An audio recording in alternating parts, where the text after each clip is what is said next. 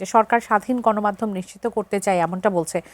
আসলে প্রতিটা সরকারই বলেন, আমরা অন্তর্বর্তীকালীন সরকারের সময়ও শুনেছি যে নজিরবিহীন স্বাধীনতা ভোগ করছে গণমাধ্যম। কিন্তু গণমাধ্যম বাংলাদেশের প্রেক্ষাপটে একেবারে সাদা দৃষ্টিতে কি দেখতে পান? বাংলাদেশে গণমাধ্যম কখনো কি স্বাধীন ছিল বা স্বাধীন হবার সম্ভাবনা দেখেন কিনা? গণমাধ্যমের প্রয়োজনীয়তাটা আমরা জানি, এবং যে দেশের গণমাধ্যম যতটা স্বাধীন সেই দেশের রাজনীতি অর্থনীতি ততটা স্বচ্ছ।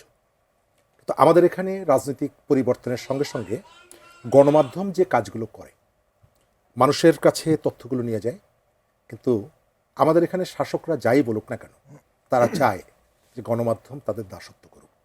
সেটি অভ্যুত্থানের ভেতর থেকে গঠিত সরকারও চায়, গণতান্ত্রিকভাবে নির্বাচিত সরকারও চায়, আর এর বাইরে যারা আছে তারাও চায়। আবার গণমাধ্যম কেবলমাত্র কি মানুষের কথা বলে? না। একসময় গ্রামের জোদ্দার মহাজনরা তাদের ধানের গোলা পাহারা দেওয়ার জন্য বন্দুক রাখতেন। এখন শহরের অনেক যোদ্ধার, আমি সবার কথা বলছি না, অনেক যোদ্ধার মহাজন তার সম্পদ পাহারা দেওয়ার জন্য মিডিয়া রাখে।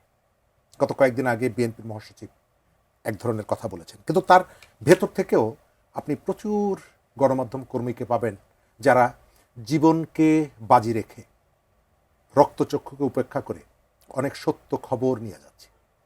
এটি যেমন সত্য, আবার একটা শ্রেণী থাকে যারা অপেক্ষা করে যে সরকারি আসবে আমরা তাদের এক ধরনের দাসত্ব করব। সরকারের পক্ষ থেকে সুযোগ সুবিধা যাই দেওয়া হোক না কেন, স্বাধীনতা যতটুকু দেওয়া হোক না কেন, এক শ্রেণী বসে থাকে যে আমরা সরকারের কতগুলো কাজ করব যার ভেতর থেকে আমি একটা বৈষয়িক সুবিধাটা পাবো। সেটি আগে যেমনি ছিল এখন নেই এটি বলা যাবে না, এখনো আছে।